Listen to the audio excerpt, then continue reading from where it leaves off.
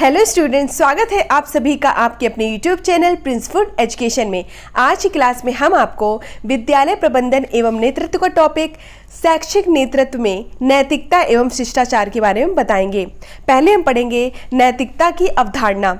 नैतिकता से तात्पर्य वे कार्य जो मनुष्य मात्र स्वयं के लिए नहीं अपितु संपूर्ण समाज एवं सभी के हितों के लिए करता है, नैतिकता की श्रेणी में आता है। नैतिकता से क्या तात्पर्य है कि वे कार्य जो मनुष्य मात्र स्वयं के लिए नहीं अपितु संपूर्ण समाज एवं सभी के हितों के लिए करता है, नैतिकता की श्रेणी में आता है। साधारण भाषा में कहा जा सकता है कि परिवार, समाज व समूह के नैतिक नियमों का अनुपालन करना ही नैतिकता है। नैतिकता के अंतर्गत समाज द्वारा निर्धारित व्यवहार और आदर्श आते हैं जो व्यक्ति के कार्य और व्यवहार से संबंध होते हैं। ठीक है, नैतिकता से अभिप्राय सामाजिक समूह के नैतिक नियमों को स्वीकार करने से है, जैसे अपने बड़ों का आदर करना, किसी को कष्ट नहीं पहुंचाना, झूठ नहीं बोलना, चोरी नहीं करना। क्या पढ़ा हमने नैतिकता की अवधारणा में कि नैतिकता से तात्पर्य वे कार्य जो मनुष्य मात्र स्वयं के लिए नहीं अपितु संपूर्ण समाज एवं सभी के हितों के लिए करता है, नैतिकता की श्रेणी में आता है। साधारण भाषा में कहा जा सकता है कि परिवार, समाज व समूह के नैतिक नियमों का अनुपालन करना ही नैतिकता है। और नैतिकता के अंतर्गत समाज द्वारा जो निर्धारित व्यवहार होते हैं और आदर्श आते हैं जो व्यक्ति के कार्य और व्यवहार से संबंध होते हैं। नैतिकता से अभिप्राय सामाजिक समूह के नैतिक नियमों को स्वीकार करने से है, जैसे अपने बड़ों का आदर करना, किसी को कष्ट नहीं पहुंचाना, झूठ नहीं बोलना और चोरी नहीं करना। अब हम पढ़ेंगे नैतिकता के अर्थ के बारे में। ठीक है, कि नैतिकता का अर्थ क्या है। मोरल शब्द लैटिन भाषा में मोरस शब्द से निकला है, जिसका तात्पर्य है रीति। रीति मतलब क्या होता है? मैनर्स, रिवाज, कस्टम्स अथवा लोक रीति। मोरल शब्द लैटिन भाषा में मोरेस शब्द से निकला है, जिसका तात्पर्य है रीति। रीति मतलब क्या होता है? मैनर्स, रिवाज, कस्टम्स अथवा लोक रीति, अर्थात जो हमारे सामाजिक दायित्व हैं उनका पूर्ण रूप से पालन करना। इस प्रकार किया गया कर्म जो हमेशा सभी संपर्क में आने वाले प्राणियों के लिए सराहनीय एवं परोपकारी तथा सभी को सुख पहुंचाने वाला होता है। समाज को देखते हुए व्यवहार करना तथा आदर्शों का मिला जुला रूप ही नैतिकता है। ठीक है, नैतिकता में दो प्रकार के उच्चतम दृष्टिकोण निहित होते हैं। पहला है बौद्धिक और दूसरा क्या है? स्नायुविक। ठीक है, नैतिक मूल्यों की जननी नैतिकता को कहते हैं। नैतिक मूल्यों के अंदर क्या क्या आता है? नैतिक मूल्यों के अंदर प्रेम आता है, भाईचारा आता है, करुणा आती है, दया, सहयोग, न्यायप्रियता इत्यादि आते हैं। नैतिक मूल्यों की जननी क्या है? नैतिकता को कहते हैं। नैतिक मूल्यों के अंदर प्रेम, भाईचारा, करुणा, दया, सहयोग, न्यायप्रियता इत्यादि आते हैं। नैतिकता के आधार पर ही हम सही गलत, अच्छा बुरा, नैतिकता जब हमारे अंदर होगी तो हम क्या चीज़ सही है, क्या चीज़ गलत है, क्या अच्छा बुरा है, उचित अनुचित, सत्य असत्य इत्यादि का निर्णय ले लेते हैं। नैतिकता ही मानव और पशु में फर्क पैदा करता है। ठीक है, नैतिकता क्या करता है कि मानव और पशु में फर्क पैदा करता है। अच्छा है, क्या बुरा है, उचित अनुचित क्या है, सत्य असत्य क्या है इत्यादि का निर्णय करता है। अब पढ़ेंगे नैतिकता की परिभाषा।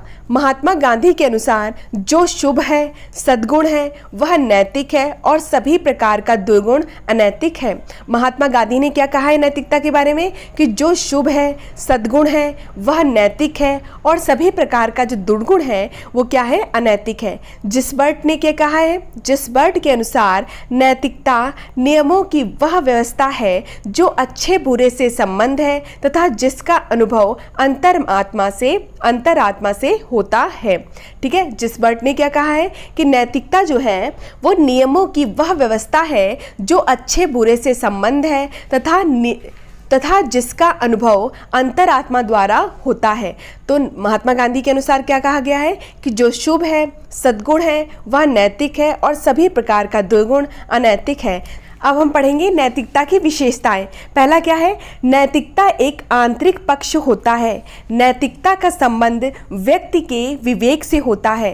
थर्ड पॉइंट क्या है? यह अंतरात्मा की आवाज़ है। यह मतलब क्या हुआ? नैतिकता जो है वो अंतरात्मा की आवाज़ है। सभी लोगों का विश्वास होता है। जो नैतिकता है वो सभी लोगों का विश्वास होता है। क्यों? क्योंकि नैतिकता से ही हमें सत्य, ठीक है, उचित अनुचित का ज्ञान होता है तो सभी लोगों का यह विश्वास होता है। नैतिकता तर्क एवं विवेक पर आधारित है। ठीक है, समय व परिस्थितियों के अनुसार नैतिकता परिवर्तित होती है। तो नैतिकता की विशेषताएं और क्या हो गई? नैतिकता सामाजिक अवधारणा है। नैतिकता का आधार पवित्रता, ईमानदारी और सत्यता है। मैं इसमें कई पॉइंट्स लिखा रही हूँ, आपको जो सही लगे वो आप लिख लीजिएगा। ठीक है, नैतिकता क्या है? सामाजिक अवधारणा है। नैतिकता का आधार पवित्रता, ईमानदारी और सत्यता है। नैतिक मूल्य परिवर्तित होते रहते हैं। नैतिक मूल्य क्या होते हैं? परिवर्तित होते रहते हैं। नैतिक मूल्य सकारात्मक होते हैं। ठीक है, नैतिक मूल्य कैसे होते हैं? सकारात्मक होते हैं। नैतिक मूल्यों के विकास से छात्रों के जीवन को एक नई दिशा मिलती है। नैतिक मूल्यों का विकास सामाजिक, धार्मिक तथा मानवता की शिक्षा से होता है। पहला क्या है? नैतिकता एक आंतरिक पक्ष होता है। नैतिकता का संबंध व्यक्ति के विवेक से होता है। यह मतलब नैतिकता जो है वो अंतरात्मा की आवाज है। नैतिकता सभी लोगों का विश्वास होता है। नैतिकता तर्क एवं विवेक पर आधारित है। समय व परिस्थितियों के अनुसार नैतिकता जो है वो परिवर्तित होती रहती है। नैतिकता सामाजिक अवधारणा है। नैतिकता का आधार जो है वो क्या है? पवित्रता, ईमानदारी और सत्यता है। नैतिक मूल्य परिवर्तित होते रहते हैं। ठीक है, समय एवं परिस्थिति के अनुसार जो नैतिक मूल्य होते हैं वो परिवर्तित होते रहते हैं। नैतिक मूल्य सकारात्मक होते हैं। नैतिक मूल्यों के विकास से छात्रों के जीवन को एक नई दिशा मिलती है। नैतिक मूल्यों का विकास सामाजिक, धार्मिक तथा मानवता की शिक्षा से होता है। तो हमने क्या क्या पढ़ा? नैतिकता की अवधारणा पढ़ी, नैतिकता का अर्थ पढ़ा, नैतिकता की परिभाषाएं पढ़ी जो महात्मा गांधी और जिसबर्ट के अनुसार थी वो हमने परिभाषाएं पढ़ी, नैतिकता की विशेषताएं पढ़ी। अब हम पढ़ेंगे शैक्षिक नेतृत्व में नैतिकता और शिष्टाचार। शिक्षा मंत्रालय, शिक्षा विभाग तथा शिक्षालयों में सभी प्रकार के व्यक्तियों को कार्य करना पड़ता है।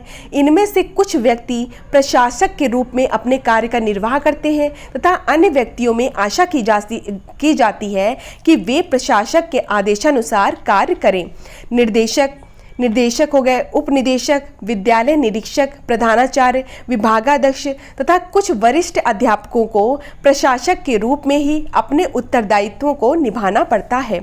पाठ्यक्रम, पुस्तक, शिक्षण विधि, शिक्षण प्रविधि, शिक्षक व्यवहार, मूल्यांकन प्रक्रिया आदि का प्रशासकों को सम्यक ज्ञान होना चाहिए। परंतु प्रश्न यह है कि क्या इन सभी बातों की पूर्ण जानकारी रखने पर तथा प्रसिद्ध होने पर कोई भी व्यक्ति सफल प्रशासक बन सकता है? यदि यह बात पूर्णतः सही होती तो संपूर्ण देश के विद्वानों तथा ज्ञानियों की खोज कर शिक्षा विभाग के प्रशासक के पद पर नियुक्त करने की प्रथा अवश्य प्रचलित होती। आंकड़े इस तथ्य को प्रमाणित करते हैं कि विद्वता तथा प्रशासन योग्यता में कोई मानात्मक सहसंबंध नहीं है। इसके विपरीत यह भी देखने को आता है कि अन्य व्यक्तियों की अपेक्षा शैक्षिक योग्यता में कुछ कम योग्य होने पर भी कुछ प्रशासक अपने क्षेत्र में इतने अधिक कुशल, योग्य तथा सफल होते हैं कि बड़े बड़े विद्वान तथा प्रभावशाली व्यक्ति भी उनके व्यक्तित्व का लोहा मानते हैं। तो फिर कौन सी ऐसी विशेषता है जिसके कारण कोई प्रशासक स्थायी प्रभाव को प्राप्त कर लेता है? शैक्षिक नेतृत्व के लिए जन्मगत तथा वंशानुक्रम की विशेषताओं को आजकल स्वीकार नहीं किया जाता, अपितु व्यक्तिगत संबंधी अनेक गुणों तथा अर्जित योग्यताओं को ही शैक्षिक नेतृत्व का आधार स्वीकार किया जाता है। इसमें बताया गया है कि केवल जन्मगत अथवा वंशानुक्रम की विशेषताओं को आजकल स्वीकार नहीं किया जा रहा है। ठीक है, जबकि उनके जो गुण हैं, उनकी अर्जित योग्यता है, उसको शैक्षिक नेतृत्व का आधार स्वीकार किया जा रहा है। ठीक है, सर्वमान्य मत यह है चूंकि समाज में रहकर अनुकूल परिस्थितियों के मिलने पर तथा आंतरिक प्रेरणा से उत्साहित होकर कोई व्यक्ति ऐसे गुणों को अपने अंदर समाहित कर लेता है कि समाज के अन्य व्यक्ति उसे नेता के कहने तथा मानने के लिए बाध्य हो जाते हैं। शिक्षा के क्षेत्र में नेता के व्यक्तित्व में नैतिकता और शिष्टाचार के विषय में अब तक बहुत कम ध्यान दिया जाता है। हाल ही में शोधकर्ता द्वारा नेतृत्व के लिए नैतिकता के महत्व को समझा गया और इस क्षेत्र में कार्य करना प्रारंभ आरंभ किया जा रहा है, क्योंकि आज शिक्षा के क्षेत्र में एक नेता में शिष्टाचार और नैतिकता की भावना होना आवश्यक हो गया है। नेता की जिम्मेदारी बन जाती है कि विद्यार्थियों में शिष्टाचार का भाव रखें। यह तभी संभव है जब नेता में खुद नैतिकता और शिष्टाचार का भाव होगा। विद्यार्थियों में शिष्टाचार का भाव रखें तभी संभव है जब नेता में खुद नैतिकता और शिष्टाचार का भाव होगा और उनकी समस्याओं को सुनकर उनका समाधान निकाले। नेतृत्व में नैतिकता हमें अनेक स्थानों में देखने को मिलती है, जैसे नेता अनुयायियों की मनोवृत्तियों और व्यवहार को परिवर्तित करने की चेष्टा करता है और उसमें नैतिक मूल्य उजागर करता है। नैतिक नेताओं द्वारा अपने शिष्टाचार का प्रयोग सामाजिक निर्माण तथा अन्य लोगों की भलाई के लिए किया जाता है। कभी कभी नेता अपने पद का दुरुपयोग भी करते हैं। कभी कभी नेता जो होते हैं वो अपने पद का दुरुपयोग भी करते हैं, जो एक समस्या है, जैसे स्वयं को अधिक वेतन देना, अधिक बोनस देना और खर्चों को कम करने, पुराने कर्मचारियों को छटनी करना मतलब क्या, हटाना आदि। विश्वास का विषय नेता की सत्यता और निष्ठा से जुड़ा हुआ होता है, क्योंकि किसी भी शैक्षिक संगठन में नैतिक मूल्यों का पालन अधिशासियों द्वारा स्थापित होता है। अतः यह आशा की जाती है कि वे स्वयं भी उच्च नैतिक मूल्यों और शिष्टाचार के मानकों का पालन करें। इस तरह से हमने शैक्षिक नेतृत्व में नैतिकता एवं शिष्टाचार के टॉपिक को यहाँ पे खत्म किया। नेक्स्ट क्लास में हम प्रभावी शैक्षिक नेता के विकास के बारे में पढ़ेंगे।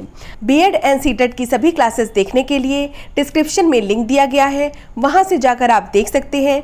पीडीएफ के लिए आप हमारे टेलीग्राम चैनल को ज्वाइन कर सकते हैं, जिसका लिंक भी डिस्क्रिप्शन बॉक्स में दिया गया है। धन्यवाद, मिलते हैं अपनी नेक्स्ट क्लास में।